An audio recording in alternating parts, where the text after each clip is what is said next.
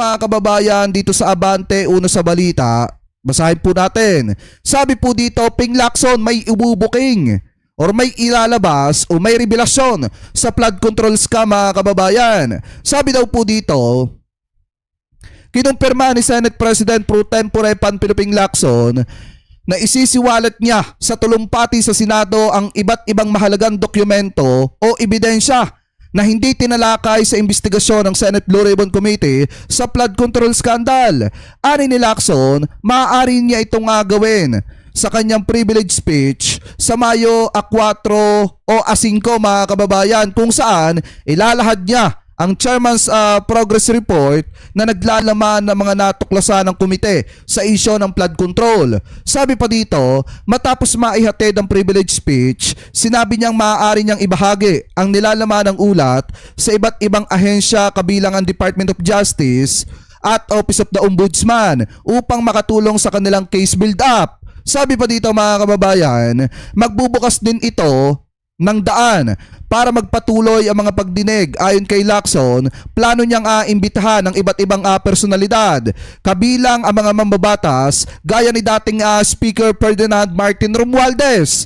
Posible rin niyang imbestigahan si dating Ilocos Sur, Governor o posible ding imbitahan si dating Ilocos Sur, Governor Luis Singson, bagamat hindi pa niya ito nabibigyan ng sa komite ang kanyang kopya ng draft affidavit. Gayon din ang hindi bababa sa 6 na dating sundalo na umano'y naghatid ng malalaking halaga ng pera sa ilang personalidad. Nang tanungin sa radio interview kung kailan maaaring ipagpatuloy ang mga pagdinig, sinabi ni Lacson na maaari itong mangyari within the last leg ng unang regular session o bago ito mag-adjourn sa June 6 mga kababayan. So ibig sabihin, sa May 4 mga kababayan, bukas o kaya sa Martes, meron pong revelasyon na napakatindi. Ito pong si Senate Pro Tempore Panfilo Ping Lacson sa mga kababayang Pilipino po natin. Kasi yun yung mga hindi na ilabas mga kababayan o mga nalaman ng Senate Blue Ribbon Committee na hindi na ipakita sa mga kababayang Pilipino po natin doon sa mga nagdaang hearing, ilalabas po bukas yan o sa makalawa. So wag na kayo magulat kung kasama dyan. Ito pong sina Joel Villanueva, etong sina Jingoy Estrada at yung iba pa. Kasi nga mga kababayan, kung hihintayin pa natin yung perma ng mga kasamahan niya, ang tagal. Kaya nga mas maganda na ilabas na po niya lahat ng pwede niyang ilabas para alam na mga kababayang Pilipino po natin kung ano ang natuklasan ng Senate Blue Ribbon Committee sa issue ng maanumalyang flood control. So ngayon ituloyin po natin yan dito. Baka sabihin ng iba fake news Kasi sabi po dito, Senator Lacson desidido na dalhin sa plenaryo ang resulta ng investigasyon ng Blue Ribbon Committee kasi nga baka maharang pa ng mga tuso po niyang kasamahan. Kaya mas mainam talaga na dalhin yan sa plenaryo para mapakinggan at makita na mga kababayang Pilipino po natin. So eto, play po natin. May privileged speech si Senator Panfilo Lacson sa susunod na linggo, kaugnay sa flood control investigation ng Blue Ribbon Committee.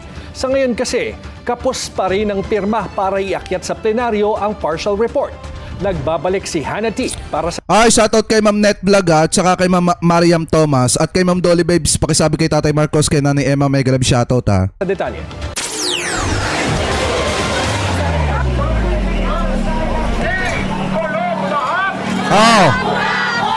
Aabutin daw ng dekada bago makalimutan ng publiko ang flood control talaga? scandal. Ayon yan kay Senate Blue Ribbon Committee Chair Ping Lacson. Anya, hindi raw katawa-tawa ang mas malala pa sa kaso ng itinuring na si Pork Barrel Queen Janet Lim Napoles. At galit daw ang taong bayan ngayon sa flood control scandal. Obligasyon daw ni Lacson na magbigay ng update sa publiko matapos ang nasa 7 pagdinig ng kanyang komite hinggil sa issue. Kasi kung lalabas naman talaga dyan mga kababayan ng mastermind itong si Martin Romualdez at may ebidensya o sapat na ebidensya para ituro siya na mastermind, dapat po talagang malaman niya ng taong bayan at mas lalong dapat po siyang managot. Kasi nga mga kababayan, kung siyang ituturo ng ebidensya, ng matibay na ebidensya, dapat talaga siyang managot. Hindi siya pwede mga kababayan na makaligtas sa pananagutan. Ngayon, idiretso pa natin. Isa sa mga dahilan ay ang pagkalat daw ng false narratives para pagtakpan umano ang iilan habang tatargetin naman ang iba. Bago pa ito, kinwestiona ni Senate Minority Leader Alan Peter Cayetano ang draft partial committee report na pinangunahan ni Lacson dahil kailangan pa raw ng deliberasyon sa nilalaman nito. Nasa draft report ang mga Bakit kinakabahan? Bakit ka kinakabahan, Senator Alan Peter Cayetano? Ano ba itinatago mo? O kung lumabas yung mga pangalan nyo dyan sa resulta ng investigasyon ng Senate Blue Ribbon Committee, abay dapat wag kayong kabahan kung wala naman kayong kasalanan. Pero kung may kasalanan kayo, abay dapat ngayon pa lang ihanda mo na ang sarili mo. mga nire-rekomendang pakasuhan ng Blue Ribbon. At sa ngayon, hindi pa nito nakakalap ang 9 na pirma ng mga senador para ma-sponsor sa plenaryo. Dahil dyan, may privilege speech ulit si Lacson sa susunod na linggo. Kaugnay ng progress report ng kanyang komite kaugnay sa flood control probe. Posibleng laman nito ang mga dokumento at ebidensyang hindi pa natatalakay sa committee hearings. Maaari ring ibahagi ni Lacson ang nilalaman ng speech sa Department of Justice at Office of the Ombudsman para sa case build-up. Masusundan din daw ito ng mga susunod na Blue Ribbon Committee hearings kung saan iimbitahan si dating House Speaker Martin Romualdez. Pwede ring ipatawag si dating Ilocos Sur Governor Chavit Singson na una nang nagpahayag ng interes maging resource person. Pero wala pa sa ngayon ang draft affidavit nito. Posibleng may lumitaw ding 6 na umano'y dating marino na naglantad ng umano'y limpak-limpak na cash deliveries sa ilang mga politiko. Yan, dito magkakaalaman mga kababayan, malalaman nyo kung gaano kasinungaling ito po mga nagpakilalang dating miyembro ng Marines. Kasi mga kababayan, pag nasa cross-examine na yan, maniwala kayo sa akin, mauhuli yan. Sahan daw ang pagbabalik ng Blue Ribbon Panel bago ang adjournment ng Senado sa Hunyo. Sa gitna ng pagtalakay dito, tiniyak ni Lacson na hindi may iwan ang iba pang issue sa Senado, gaya ng impeachment trial ni VP Sara. Para sa Agenda Weekend, Hannah Tia, Billionario News Channel. At saka alam nyo ba mga kababayan, ako naniniwala ako na nang dahil kay Duterte naghirap ang bansang Pilipinas. Bakit? Sa panahon niya talamak ang nakawan eh. Kumbaga ang nagbabayad lang mga kababayan ng mga pagnanakaw na ginawa sa kanyang term ay ang Marcos administration. Dahil ang Marcos administration, ang administrasyon ni PBBM ang naglilinis sa mga basurang ikinalat ni Duterte noong mga panahon niya. Kaya nga sa totoo lang mga kababayan, kung ang presidente, kung si PBBM ay kasabwat dito, hindi niya pa iimbestigahan yan. Bagkos ang gagawin ni PBBM, ipapatanggal niya yung mga nasa ombudsman, ipapatanggal niya yung mga nag-iimbestiga sa kanya, kaso hindi naman niya ginawa yon. Hindi katulad ni dating Pangulong Duterte, na kung saan nung iniimbestigahan na siya, ni Karandang, di ba pinatanggal niya bilang deputy ng ombudsman? Dahil nga takot na mailantad sa publiko yung bilyones na ninakaw sa pera, sa kaba ng mamamayang Pilipino.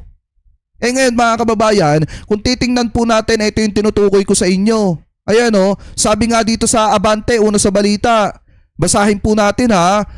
Digong, supalpal sa pagsibak kay dating Deputy Ombudsman Karandang. Bakit daw etong si Duterte mga kababayan ay nasupalpal? Sabi po dito, ipinawalang bisa ng Supreme Court or ng Korte Suprema ang kautusan ni dating Pangulong Rodrigo Digong Duterte noong Enero 2018 na nag-alis kay dating overall Deputy Ombudsman Melchor Arthur Karandang sa pwesto matapos nitong ilantad ang umano'y bank transaction ng dating Pangulo at ng kanyang pamilya. Sa desisyong may petsang Enero 29, ngunit isinapubliko nitong Sabado, Mayo 2, iginiit ng 3rd Division na walang kapangyarihan ng administratibo o disciplinary si Duterte laban sa isang deputy ng ombudsman at ang naging hakbang ay labag sa saligang batas o ang unconstitutional mga kababayan, o sa madalit salita, labag po sa saligang batas yung ginawa ni Duterte dati. Sabi pa dito, bukod sa dismissal order, idineklara rin ng Supreme Court or ng Korte Suprema na void ang case and disease order ng Office of the Ombudsman na pumigil kay Karandang na gampanan ang kanyang tungkulin. Ayon sa Supreme Court, may karapatan si Karandang sa kanya mga benepisyo sa pagreretiro na epektibo hanggang sa matapos ang kanyang termino. Sinibak ni Duterte si Karandang noong 2018 kahit magre-retire na dapat ito noong 2020 mga kababayan. Kasi nga, Kaya sinibak po ni Digong yan na booking yung mga bank transaction niya sa kanyang pamilya, yung mga pagnanakaw po niya ng pera sa kaban ng bayan at pagtanggap niya ng dividendo sa mga sindikato, sa mga drug lord. Kaya nga mga kababayan, ito yung sa akin yung mga ginawa ni Duterte sa nakaraan, ang Marcos administration ngayon ang lumilinis. Diba sinasabi ng mga taga-suporta ni Digong, kurap yung Marcos administration. Pero hindi nyo ba napapansin? Ang ginagawa lang ng Marcos administration ngayon, nililinis yung mga basurang ginawa ni Duterte sa panahon po niya. Yung pagiging kurap nila. Ano po, so ngayon sabi pa dito, basahin pa natin. Sinibak ng Malacanang si Carandang noong 2018 matapos nitong kumpirmahin sa interview na natanggap ng Office of the Ombudsman ang mga nakalap na bank transaction ng Anti-Money Laundering Council, retong AMLC, kaugnay ng umanay ill-gotten wealth ni Duterte. Kinatiga ng Supreme Court ang posisyon ng Court of Appeals na walang kapangyarihan si Duterte na alisin ang Deputy Ombudsman. Sabi pa dito mga kababayan, binanggit pa sa desisyon na tumanggi noon si Ombudsman Conchita Carpio Morales sa reklamo ng ill-gotten wealth ni Duterte, kaya naging in charge dito si Carandang. Idinagdag pa ng Supreme Court na walang ginawang graft and corruption at betrayal of public trust si Carandang sa pagtugon sa nakuhang bank record mula po sa AMLAC or dito po sa AMLC. Sabi pa dito mga kababayan, ito pa raw. The text of Carandang's statement demonstrates neutrality and stress the preliminary nature of the action taken by the Office of the Ombudsman. By no stretch of the imagination can any act of graft or corruption practices be attributed to him, diin ng High Court mga kababayan. So ibig sabihin, kaya po pinatanggal ni Duterte yan dahil nga nabuking yung pagnanakaw ni Duterte sa kaban ng bayan at nabuking yung tagong yaman ni Digong. Biruin nyo ang pinag-usapan pa lang sa Committee on Justice nung nakaraang araw, yung bank account pa lang ni Sara Duterte at ng kanyang asawa na si Mans Carpio. Pero bilyonis na po agad yung nakita ng mga kababayang Pilipino po natin. Tapos ngayon, kung titingnan nyo mga kababayan, piling pa victim pa etong si Sara Duterte. At kung ano-ano pa mga pananakot ang ginagawa ng kanyang mga kaalyado sa mga kongresista, maliwanag nga mga kababayan na talagang literal na kurap etong mga ito. Kasi nga kung hindi kurap yan mga kababayan, hindi sana nakakabahan etong si Digonggong dito po kay Carandang. Hindi niya sana ipapatanggal etong si Carandang. Kaya nga sa totoo lang mga kababayan, ito pananaw ko dyan. Kung si PBBM ay talagang kasabwat dyan sa mga nakawa na yan, sa mga anomalyang flood control, hindi niya pa iimbestigahan yan. Tutularan niya kung ano yung ginawa ni Duterte dati na magsasalita lang, kunyari mumura-murahin yung mga taga-DPWH mga kababayan at pagkatapos nun, wala na. Parang kugon lang na sinindihan na maya-maya nung naubos ang kugon, wala na.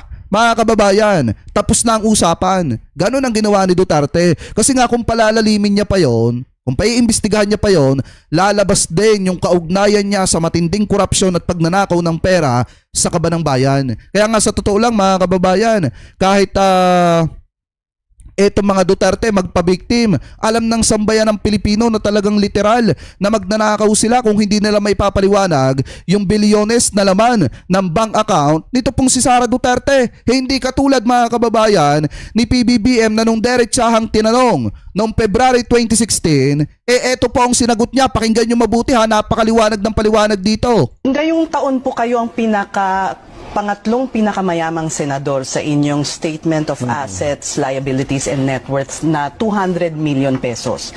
Samantalang noong 1992 po ang inyong net worth ay 600,000 lang bilang congressman. Ang laki ho ng inilaki. Eto, pakinggan nyo ang paliwanag dyan ni PBBM. Kung bakit pamula 600,000, biglang umabot ng milyones yung nasa salin niya, yung nakadeklara. Eto, tuloy natin. Saan galing ho ang kayamanan? Marami diyan ay mga asset na naipanalo namin sa mga kaso. Kaya't naman mga lupa, mga iba't ibang asset, yun ang nagdagdag. Kung matititignan nyo yung pinakauna kong salin, ay may malaking bahagi doon nakalagay undetermined. Nasa korte pa. Yung iba doon na resolved na, kaya kailangan ko na ilagay sa salin ngayon. Biruin nyo mga kababayan na kung tutuusin, pwede namang hindi ilagay ni PBBM sa kanyang salin yung mga naresolba na ari-arian po nila na nasa sa korte mga kababayan, yung mga naipanalo nila. Pwede niyang hindi ilagay yon kung hindi siya tapat po sa pagdideklara ng kanyang salin katulad ni Sara Duterte. Pero maliwanag yung sinabi niya dito, napakalaki ng bahagi sa kanyang salin na nakalagay talaga na undetermined. Pero nung naipanalo na po nila sa korte, yung mga ari-arian nila mga kababayan at nabawi nila, nakuha nila, inilagay niya na sa salin. Kaya lumaki mga kababayan yung kanyang yaman sa salin, yung kanyang mga total asset. Kasi nga, yung mga nabawi nilang ari-arian, mga naipanalo nila sa korte, inilagay niya doon at hindi niya inilihim yan sa mga kababayang Pilipino po natin. Unlike kay Sara Duterte na maglalagay sa salin ng 88 million, pero yung yaman pala mga kababayan, yung outflow-inflow ng pera, bilyones pala yung halaga. Diba? Kaya nga sa totoo lang, itong mga Duterte talagang magnanakaw to. Talagang kung hindi nila may papaliwanag yan, talagang magnanakaw sila mga kababayan. Anyway, tuloy pa natin. Nakapangalan na sa akin. So ito ay mga kasong naipanalo ninyo. So hindi ito pinaglaban ninyo sa korte, hindi ito nakaw na yaman. Ay hindi, maliwanag na maliwanag. Nandiyan naman sa salin ko, siguro lahat ng tao na naghahanap ng ganyang klaseng katiwalian, tinignan na yung salin ko, maliwanag naman yung salin ko. Kahit yung mga gustong bumatikos, sinasabi nila yun ang pinaka-kompletong salin sa lahat ng mga opisyal na nag-file ng salin.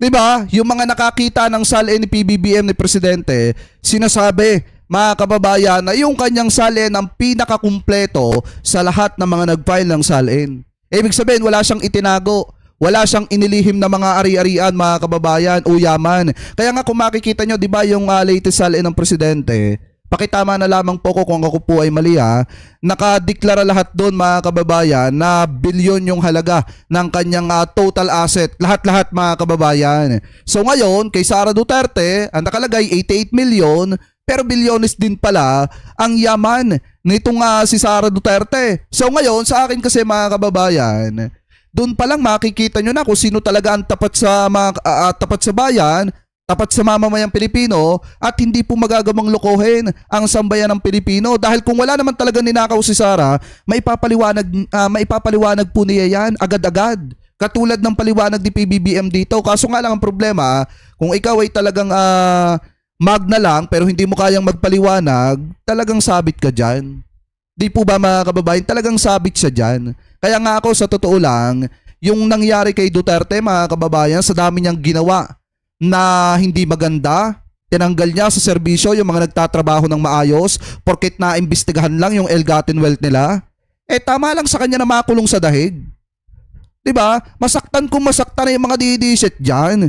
Tama lang kay Digong na makulong sa dahig. At tama lang din kay Sara Duterte kung siya ay mai-impeach.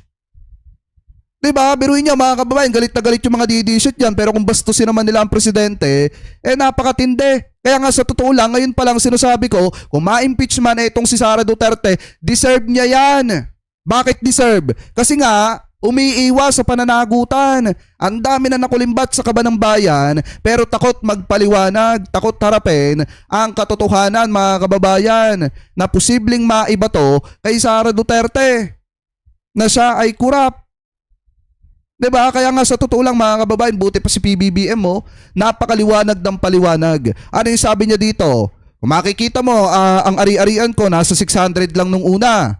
Ngayon, total naman, nabawi na namin sa korte, yung mga usapin dyan about sa mga property namin, inilagay ko na agad sa aking salin, kaya lumaki ng ganon. O diba, napakagandang paliwanag, at least naliwanagan yung mga kababayang Pilipino po natin. So ngayon mga kababayan, yan yung isang patunay na talagang sa akin, kung si PBBM sangkot dyan sa maanumalyang flood control, hindi niya pa iimbestigahan yan. Kaya nga kung anuman yung ilalabas ni Senate President Pro Tempore mga kababayan, ni Senate Pro Tempore, Panfilo Ping Lacson, dapat lang talaga na malaman yan na mga kababayang Pilipino po natin. At kung matibay ang ebidensya laban kay Martin Romualdez, kung siyang ituturo ng ebidensya, abay dapat po siyang managot at makulong. Pero kung hindi naman, matibay yung ebidensya laban sa kanya at malilinis niya yung kanyang pangalan, o di mas maganda, mas ayos mga kababayan, kasi makakatingin na siya ng diretsyo sa mga kababayang Pilipino po natin. Di po ba? Anyway, kayo mga kababayan, kung kayo po ang tatanungin, ano po ang masasabi ninyo? Hingil po sa usapin po na yan. Comment below na lamang po ha kung ano po ang comment at opinion po ninyo. Hingil po sa issue po na yan mga kababayan.